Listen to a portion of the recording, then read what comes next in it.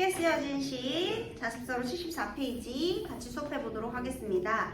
먼저 1년에서 좀 길죠. 창밖에 지금 어떤 상황이에요? 밤비가 속살거려. 육척방엔 남의 나라. 자, 이런 표현을 써줬습니다. 창 밖에 지금 밤비가 내리는 상황이에요. 여러분, 비가 내려와요. 하강의 이미지. 게다가 어두워요. 비 내리는 밤입니다. 어두워 암담한 현실 상황을 말하겠네요. 왜 암담할까요? 윤동주가 살았던 시대가 무슨 시? 네? 일제강점기니까요. 일제강점기의 암담한 현실 상황이고요. 밤비가 속살거린대요. 얘들아, 속살거리는 게 속닥거리는 거거든요. 그럼 밤비가 나에게 속삭인데 이거 무슨 법이게? 의법. 그 다음에 여기서요, 여러분. 밤이 암담함의 상징이라고 했잖아요. 그런데 여기서 또 하나 중요한 게 있어요. 밤비가 나한테 속삭여요. 너 육척방은 남의 나라야. 여기까지 와서 뭐하고 있니? 얘들아, 게다가 육척방은요, 우리나라는 1평, 2평 이렇게 되잖아요. 근데 육척방은 그 일본에서는 우리 평 이렇게 직사각형으로 그걸 센대요. 그래서 그걸 이제 첩이라고 그런대요. 그래서 육척방, 이거 일본식 다다미방이거든요. 그러면 지금 얘가 있는 곳이 육척방, 일본. 화자가 지금 일본에서 유학 중이라는 걸 알 수 있어요. 유학 중의 처지를 암시해요. 자, 남의 나라. 특히 있잖아. 일본의 식민 지배를 받는 입장에서 일본에서 유학생 생활을 하고 있는 이 화자의 처지가 어떨까. 근데 얘 밤비가 계속 육척방 남의 나라에서 너 지금 뭐 하는 거니? 계속 속살거리고 있대요. 그래서 여러분, 자, 이 밤비는요,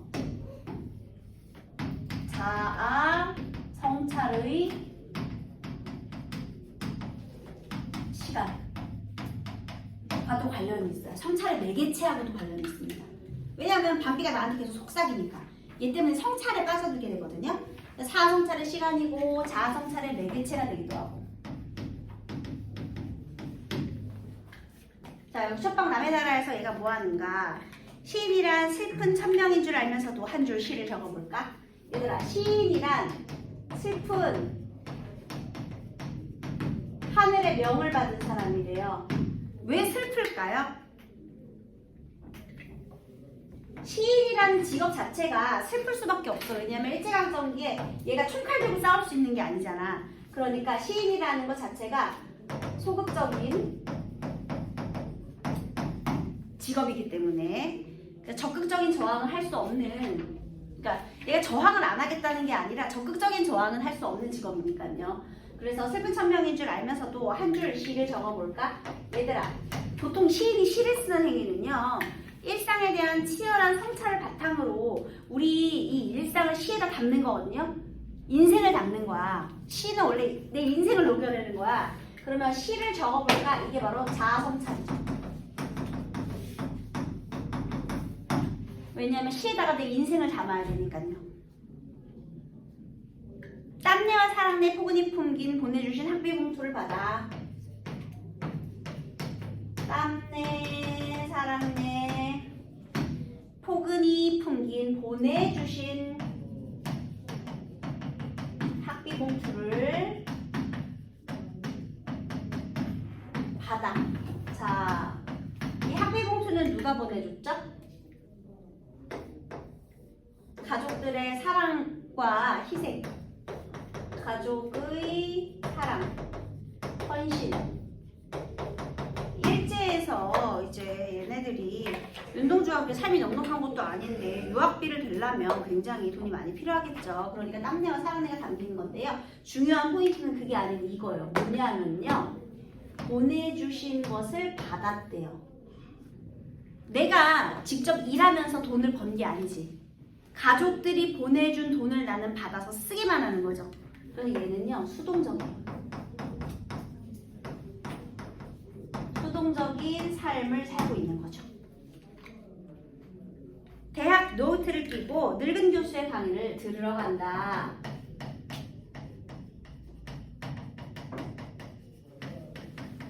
여기서 나이 많은 사람 디스하는 표현이 아니고요. 늙은 교수의 강의를 들으러 간다는 뜻은요. 강의가 이 시대에 맞지 않는 낡은 강의다 이런 뜻이에요. 그래서 자, 늙은 교수의 강의 이것은요. 시대에 맞지 않는 지식 이것을 말하는 겁니다. 그러니까 예를 들면 만민평등사상 이런 거 공부해야 되는데 제국주의 공부하고 있으니 황당하죠. 그러니까 현실과 동떨어진 지식, 현실의 문제를 해결하지 못하는 지식 이렇게 된 거예요. 자, 그러면 여기서요. 내가 한 줄 시를 적어볼까? 이렇게 했잖아요. 그런데 내가 지금 여기서 현재 어떻게 하고 있는 거예요? 수동적이고 그 다음에 여기서 무기력하게 그냥 현실과 동떨어진 현실에 안주하는 삶을 사는 거죠. 그저 그냥 수동적으로 강의를 들으러 가고 있습니다. 그 다음에요. 생각해보면 어린 때 동물을 하나 둘 죄다 잃어버리고 죽어서 잃어버릴 수도 있고 전향했을 수도 있는 거잖아요. 나는 이제 점점 동물들이 떠나는 상황에서 나는 무엇을 바라고 나는 다만 홀로 친전하는 것일까? 얘들아, 친전이라는 말은요. 가라앉는다 이런 뜻이거든요. 여기서도 또 하강의 이미지가 드러나고 있죠.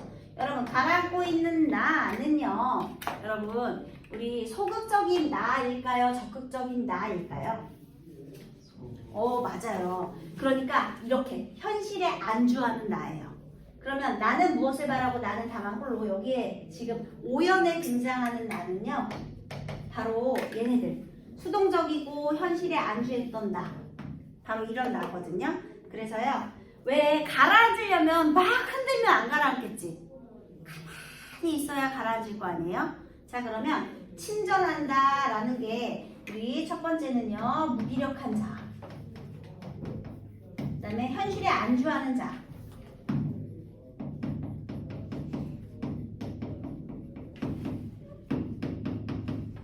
를 의미하는 거예요. 친전하는 나니까요. 그리고 이 친전한다 이게 무기력한 삶의 모습인 거죠. 결국. 그래서 이 친전하는 나는요 이렇게 무기력한 자아를 상징하는 겁니다. 그리고 또는요 이제 내면으로 파고들어서 자아 성찰한다는 의미를 가질 수도 있고요. 그래서 여기서요 지금 이렇게 무기력한 자기 자신을 뭐 하고 있는 거야? 자아 성찰하는 곳이죠. 여기도 결국에는 자아 성찰했어요. 나 지금 왜 이렇게 살고 있는 거야? 라고 물어봤잖아. 의문을 통해서 자아 성찰을 했죠. 그랬더니 다시 인생은 살기 어렵다는데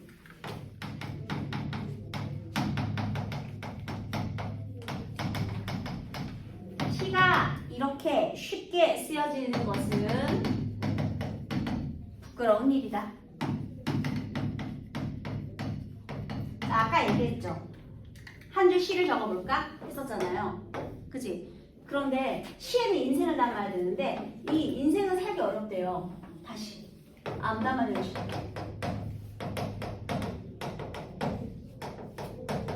그러면 시가 이렇게 쉽게 쓰여진다라는 것은 치열한 성찰이 부족했다라는 거죠. 내 현실 인식이 너무나 부족했다. 그동안 너무 나약했다. 그래서요 부끄러운 있다. 중요한 거는 부끄럽다 반성을 했죠. 한마디로 소극적이었던 자신의 태도를 반성하는 거지. 얘들아 여기서 자아성찰이고 5연에서 6연에서는 그 결과로 반성을 하게 된 거야. 내 안으로 친절해보니 나 너무 부끄럽게 살았어.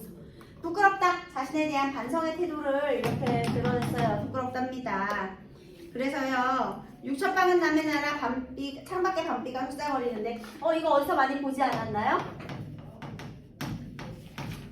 육첩방은 남의 나라 창밖에는 밤비가 속살거리는데 어머나 여러분 자 이 부분이 너무나 중요한데요. 여기서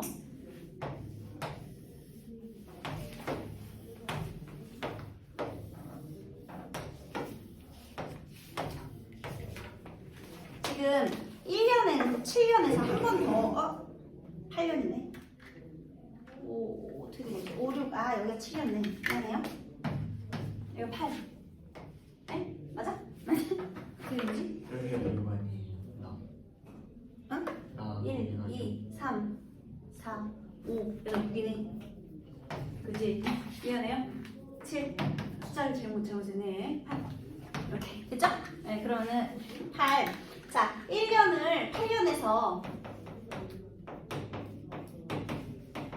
반복할 건데요. 중요한 건 어떻게 돼 있어? 행을 재배치했죠.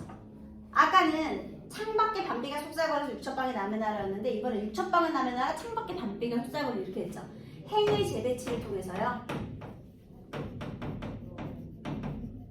행을 재배치해서 반복했어요. 이를 통해서요. 아까 봐봐라. 암담한 현실 인식이었지. 현실을 재인식하는 거예요. 여기서 암담한 현실에 대한 인식을 했잖아. 다시 여기는 육첩방 남의 나라예요. 밤비 속삭거리고요. 그래서 여기 암담한 현실 인식.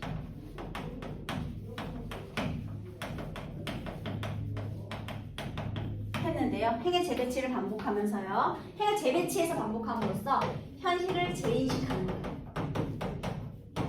다시 한번 생각해보자. 바꿔버리는 거죠. 그러면 나는 그동안은 여기서 어떻게 살았어? 무기력하게 살았지. 그럼 이제 바꿔야지. 그래서 어떻게? 등불을 밝혀 어둠을 조금 내몰고 등불을 밝혀 어둠을 조금 내몰고 시대처럼 올 아침을 기다리는 최후의 날. 자, 여기서 등불을 밝혀 어둠을 내몰고. 자, 여기 어둠이라는 말이 나왔어요. 여기도 깜깜한 거죠. 어둠의 이미지. 아까 저 밤하고 똑같죠. 암담한 현실 인식. 그런데 이 암담한 현실에서 내가 무엇을 했죠? 어머, 등불을 밝혔대. 그러면 어둠을 몰아내기 위해서 내가 했지. 이게 바로 저항의지예요. 이것은 나의 의지로 밝힌 거예요. 내가 등불을 밝히고 기다리고 있으면 결국 아침은 시대처럼 온다. 시대처럼 온다라는 건 반드시 온다라는 거거든요. 그래서 얘는 당위성을 강조하는 표현이에요. 마땅히 그러하다. 그 다음에 우리 아침, 이게 바로 조국의 뭐예요? 광복을 맞이하겠죠. 자, 여기에서는요 명암 대비가 나타나 있죠. 밝음과 어둠의 이미지 대비. 그래서 등불, 아침, 그리고 밤, 어둠 이렇게 이미지 대립이 있어요. 그래서 어떻게 이미지 대립이 있느냐면요. 아까 밤비의 밤, 그 다음에 어둠, 이것과 그 다음에 등불, 그 다음에 아침 이렇게 명암 대비가 있더라. 대조를 이루고요. 이것을 기다리는 최후의 나. 자, 아까 전에 우리 6년의 나는요 가라앉는 무기력한 나였잖아요. 근데 얘는 등불을 밝히는 최후의 나거든요. 그래서 이 나가 바로 적극적이고 이상적인 자인 나가 되겠습니다. 그래서 얘는 이상적이고 적극적인 나예요.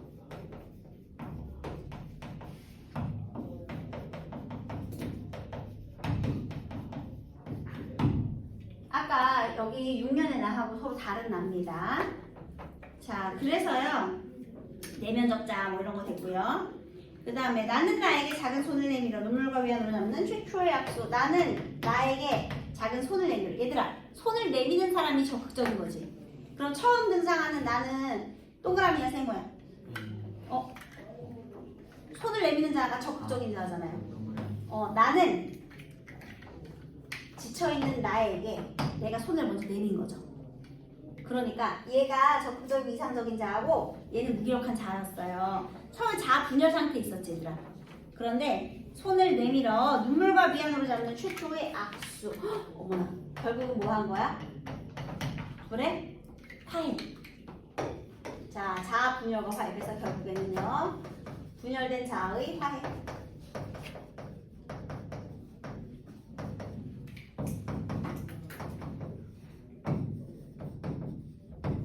그러니까 내적 갈등을 끝냈다라는 말이 되겠죠. 그래서 마지막 10년까지. 그래서 갈등과 화해를 다루고 있어요. 여러분 아마 1학년 때 윤동주의 자화상 이런 거 많이 배우지 않았나요? 얘가 우물을 찾아가서 들여다봐요. 근데 우물 속에 아름다운 자연이 있어요. 파란 가을, 막 하늘, 바람도 불고요. 막 조화, 굉장히 아름다운 조화를 이루는 자연이 있어. 그리고 한 사나이가 있어. 근데 그 사나이가 본인이거든요. 자기가 초라한 식민지 자아잖아. 걔가 저 세모자예요. 초라해. 그래서 미워졌어. 왜냐면 아름다운 자연에 어울리지 않아. 그래서 돌아가요. 가다가 생각해보니까 불쌍해. 왜냐면 나는 뭐 식민지 지식으로 태어나고 싶어 태어났나? 아니잖아. 내 잘못은 아니잖아. 그래서 불쌍해서 다시 가봐. 근데 또 그대로 있어. 또 미워져. 그래서 얘가 가다가 생각을 해요. 과거의 나가 그리워진다. 자, 과거의 사나이가 그리워져요. 왜냐면 과거에 순수했던 시절에는 그런 생각, 내가 초라하다는 생각 안 했을 거 아니야. 그지? 그냥 열심히 독립운동했지. 뭐 내가 식민지 지식인으로 태어난 거 이렇게 태어나서 너무 속상해, 미워 이런 생각 안 했을 거 아니야. 그래서 결국에 자신의 자아를 회복하고 다시 우물에 들여다봤더니 이제 거기엔 아름다운 자연과 함께 사나이가 추억처럼 서 있었대요. 그래서 거기도 자아 분열과 화해를 다루고 있거든요. 자, 분열된 자아의 두 화해를 다루고 있다. 이게 특징이 되겠습니다. 됐죠, 여러분? 네, 그 다음에 얘는요, 고백적인 말투죠, 결국. 자아 성찰을 하는 고백적인 그런 반성과 성찰의 어조를 드러내고 있습니다. 자, 그 다음에 76페이지예요. 그 2번에 3번 보기 한번 볼게요. 쉽게 쓰여진 시. 왜요 내가 동주영을 아는 분이라면 누구나 그를 이렇게 표현하는데 의의가 없을 것이다. 그는 대인관계에서 모나는 일이 없었고 따라서 적이 없었다. 누구도 그들을 지탄하고 싫어하는 사람은 없었다. 그러나 그는 자신에게는 엄격하였다. 자신에게는 엄격했대. 그러면요, 스스로를 용서한 일은 없었대요. 그러면 제목 쉽게 쓰여진 시의 의미가 무엇이라고요? 이 암담한 현실 상황에서 쉬를 쉽게 쓰는 자신, 즉 자신에 대한 자아 성찰과 반성이 되는 거예요. 쉽게 쓰여진 시는 자아 성찰과 반성 되겠습니다. 어렵지 않죠? 자아 성찰과 반성. 자, 그 다음에 3번. 이번에 하나원의 파랑새인데요. 여러분, 하나원이라는 사람이요, 여러분 한센병 들어본 적 있어요? 나병, 문둥병이라고도 하거든요. 그런데 너네 천연두 이런 거 다 들어봤지? 비슷한 거예요. 피부가 썩어서 문드러지는 병이에요. 근데 이게 자 어떻게 되는지 한번 볼게요. 하나원의 파랑새. 거기에 나를 먼저 볼게요. 나. 고향 땅 함흥에 돌아왔으나 이 꼴로 집에 들어갈 수가 없다. 지금 문둥병 환자예요. 더욱 동리 사람들의 눈이 무서워서 도저히 밝은 낮에는 들어갈 수가 없었다.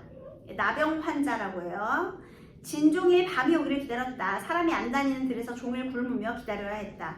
이제는 정말로 나 환자가 된 서름이 가슴을 찢는다. 나 환자 생활로 입학하는 부담과 서러움에 하루 종일 잔디에서 울었다. 내가 나를 생각해보아도 내 값이 정말 한 푼어치도 되지 않는 것 같다. 옛날에 있잖아, 나병 환자들을 모아가지고 한 군데다가 다 모아서 살게 했거든요. 그 얘기를 하는 거예요. 이제는 인간 폐업령이 내렸다. 인간 폐업령 세모하세요. 인간임을 폐업했대. 인간 취급도 못 받는다는 거죠. 환자가 인간 취급도 못 받는 거야. 그래서요, 이 원한을 피를 토하며 통곡하였다. 몇백 번 고쳐주고도 자욱자욱 피 맺힌 서러움과 뉘우침이 가득 찬 나 환자라는 것을 비로소 알게 되었다. 밤이 어두워진다. 모든 것을 검게 가려주는 밤이 온다. 나는 여기서 인간의 자유와 이상과 동경을 상징하는 노래로 파랑새라는 시를 풀며 인간의 행복을 빌었다. 그래서요, 자유와 이상을 상징하는 파랑새래요. 자, 여러분 거기 하나원의 파랑새의 제목 있죠? 그 파랑새의 동그라미 하시고요. 자유와 이상 이렇게 적으세요. 자유로운 존재예요. 파랑새. 얘는 지금 인간 폐업령이 내려진 이후에 밤에나 겨우 돌아다닐 수 있는 상황이죠. 즉 자유가 있어 없어? 없어. 억압받고 구속된 상황이란 말이에요. 자, 그래서 여기에 작품을 한번 볼게요. 나는 죽어서 파랑새 돼요.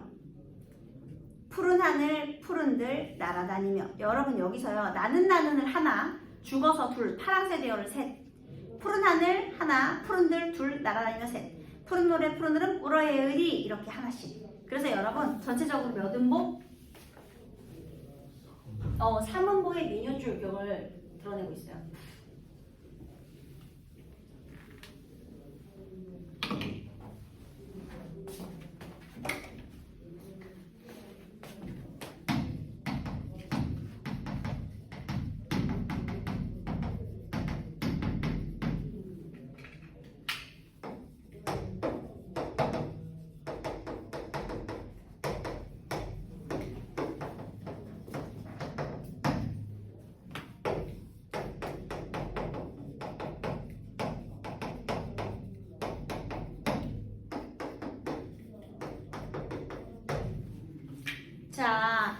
나는 죽어서 가정하는 거죠.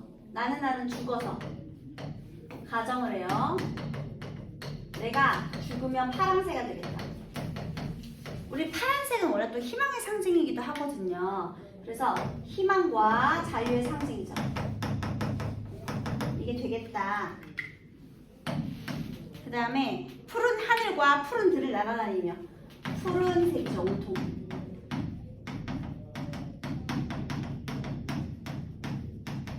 왜냐하면 나 밤에만 돌아다니거든요. 지금 푸른 하늘을 마음 놓고 돌아다닐 수가 없어. 깜깜한 밤이 되어야만 겨우겨우 나가는 거예요. 그래서 여기서요 무엇을 하겠느냐, 파랑새가 되면 푸른 노래, 푸른 울음, 울어의 의리라고 했습니다. 여러분 여기서요 푸른 노래, 푸른 울음, 여기에 나타난 표현 방법 좀 볼까요?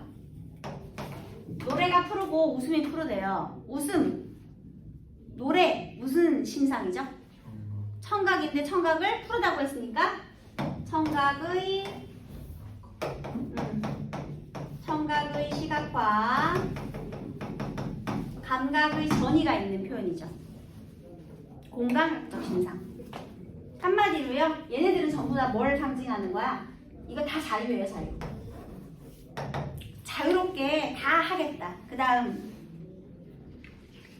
나는 죽어서 파랑새 되리. 그래서 자유로운 존재가 되고 싶다. 이렇게 죽어서 파랑새가 되어서요 결국은 하고 싶대요. 자, 그 다음에 여기서 그 파랑새 되어 마지막에 한 번 더 반복했죠. 그래서 여기는 수미상관. 여러분 아까 쉽게 쓰여진 시는 수미상관 아니에요. 1년과 8년을 반복은 하고 있지만 수미상관은 아니었죠. 그게 수미상관이고요. 3문법 미녀줄격 드러내고 있고요. 그 다음에 여기서요 푸른색의 색채 이미지가 굉장히 강렬하죠. 근데 색채 대비는 아니에요. 그냥 푸른색의 색채 이미지, 시각적인 이미지만 강조하는 거예요. 색채 강조, 자유를 강조하는 거죠. 선명한 색채 이미지. 됐어요 여러분? 그래서 내가 죽으면이잖아. 죽으면 가정. 그러니까 살아생전에는 이렇게 억압을 받았었는데 그 억압되고 서럽던 삶을 가정을 통해서 표출하는 거죠. 자유로운 존재에 대한 소망이에요. 자유로운 존재에 대한 삶. 얘는 죽어서 이제 그렇게 되겠다 라고 말을 하고 있네요. 네, 쉽게 쓰여진 시였습니다.